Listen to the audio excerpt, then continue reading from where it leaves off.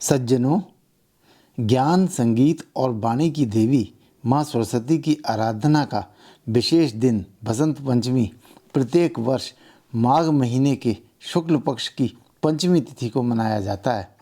बसंत पंचमी का महत्व सिर्फ माँ सरस्वती की पूजा तक ही सीमित नहीं है, ज्योतिषीय दृष्टि से भी बेहद शुभ माना जाता है। पंचमी तिथि के अधिष्ठाता चंद्रमा हैं, जो अमृत के दाता माने जाते हैं।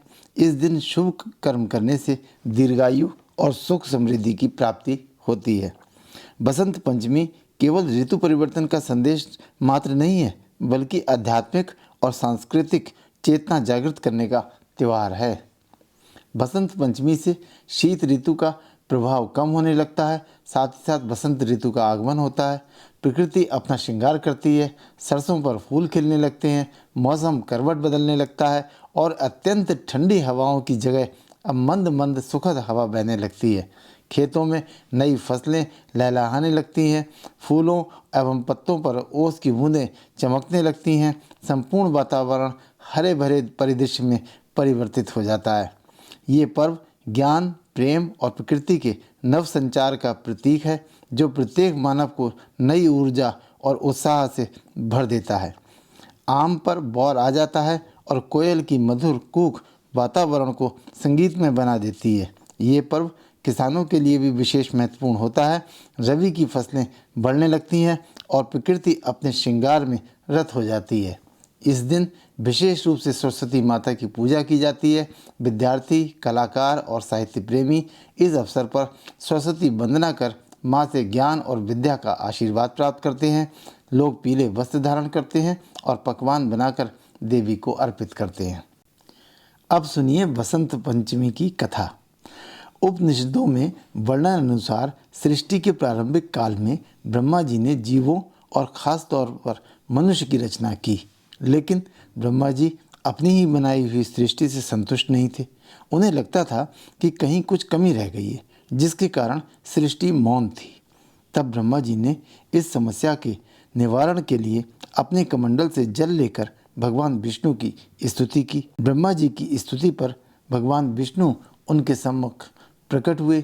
भगवान विष्णु ने सृष्टि के मौन होने की समस्या के निवारण के लिए आदिशक्ति दुर्गा माता का आह्वान किया। विष्णु भगवान के आह्वान पर दुर्गा माता तुरंत प्रकट हो गई। तब विष्णु भगवान ने ब्रह्मा जी द्वारा निर्मित सृष्टि में मौन की समस्या दूर करने का निवेदन किया। ब्रह्मा जी एवं विष्णु जी के निवेदन को सुनने के बाद उसी क्षण आदिशक्ति माँ दुर्गा के शरीर से श्वेत रंग का एक भव्य तेज उत्पन्न हुआ, जो एक दिव्य नारी के रूप में बदल गया।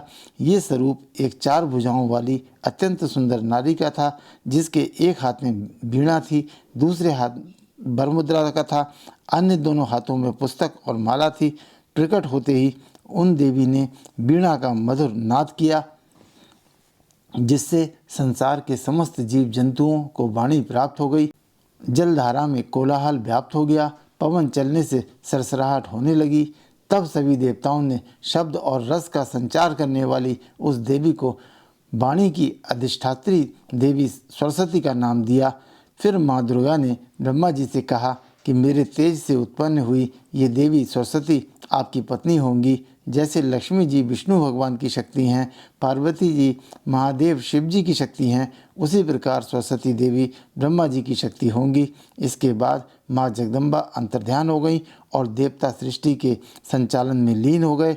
सरस्वती माता को बागीश्वरी, भगवती, शारदा, वीणा वादिनी और बागदेवी आदि अनेक नामों से जाना जाता है। बसंत पंचमी के दिन को सरस्वती देवी के प्रकट उत्सव के रूप में मनाते हैं।